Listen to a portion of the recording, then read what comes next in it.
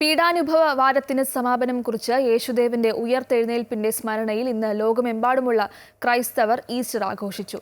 തലസ്ഥാനത്തെ എല്ലാ ക്രൈസ്തവ ദേവാലയങ്ങളിലും വിശ്വാസികളുടെ വലിയ തിരക്കാണ് അനുഭവപ്പെട്ടത്.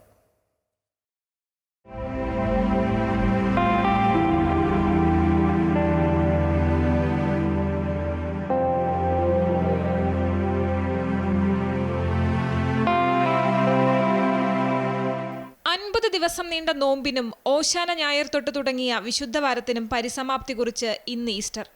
യേശുദേവന്റെ ഉയർത്തെഴുന്നേൽപ്പ് ദിനം പ്രത്യാശയുടെയും പ്രതീക്ഷയുടെയും ആഘോഷ ദിനമാണ്. തലസ്ഥാനത്തെ എല്ലാ ദേവാലയങ്ങളിലും ഇന്ന് വിശ്വാസികളുടെ വലിയ തിരക്കാണ് അനുഭവപ്പെട്ടത്. പാളയം സെന്റ് ജോസഫ് കത്തീഡ്രലിൽ ഈസ്റ്റർ ദിന കുർബാനയിൽ പങ്കെടുക്കാൻ ആയിരങ്ങളാണ് എത്തിയത്.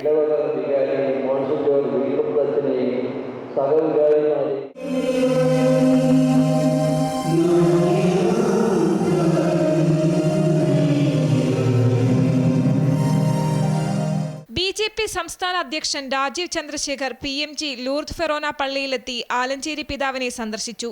ഈസ്റ്റർ ആശംസയും പിറന്നാൾ ആശംസയും അറിയിച്ചു. എല്ലാ തവണയും വീടുകളിലെത്തി BJP പ്രവർത്തകർ ആശംസാ കാർഡുകൾ കൈമാറാറുണ്ട്. എന്നാൽ ഇത്തവണ അതുണ്ടായില്ല. ഞങ്ങൾ കാർഡ് പോയിട്ടുണ്ട്. ഇതിൻ്റെ ഇനി സ്പെഷ്യൽ ആയിട്ടൊരു യാത്രേൻ്റെ ആവശ്യമില്ല. എല്ലാ ആഘോഷവും ഈസ്റ്റർ ആണോ, ക്രിസ്മസ് ആണോ, വിഷു ആണോ, ഓണമാണോ, ഞങ്ങളുടെ പ്രവർത്തകർ, ഞങ്ങളുടെ ഡിസ്ട്രിക്ട് ലെവലും സ്റ്റേറ്റ് ലെവൽ പ്രവർത്തകർ, ക്രിസ്ത്യൻ കമ്മ്യൂണിറ്റി ആണോ, ഹിന്ദു കമ്മ്യൂണിറ്റി ആണോ, എല്ലാവരും വീട്ടിൽ പോയിട്ട് അവർ ആശംസകൾ ഞങ്ങൾ പറയുന്നു. അതുകൊണ്ട് അതിനൊരു സ്പെഷ്യലായിട്ട് യാത്ര ഞാൻ ആവശ്യമുണ്ടെന്ന് മനസ്സിലാക്കുന്നില്ല, കണക്കാക്കുന്നില്ല. രാജീവ് ചന്ദ്രശേഖരൻ്റേത് അനൗപചാരിക സന്ദർശനമാണെന്ന് കർദിനാൾ മാർ ജോർജ് ആലഞ്ചേരിയും വ്യക്തമാക്കി. അത് ഔപചാരികമായിട്ടുണ്ടായിരുന്ന ഒരു കണ്ടുമുട്ടലാണ്. കാരണം നിങ്ങൾക്കറിയാമല്ലോ, എനിക്കിപ്പോൾ സഭയിലെ ഔദ്യോഗികമായിട്ടുള്ള ഉത്തരവാദിത്തങ്ങളൊന്നുമില്ല.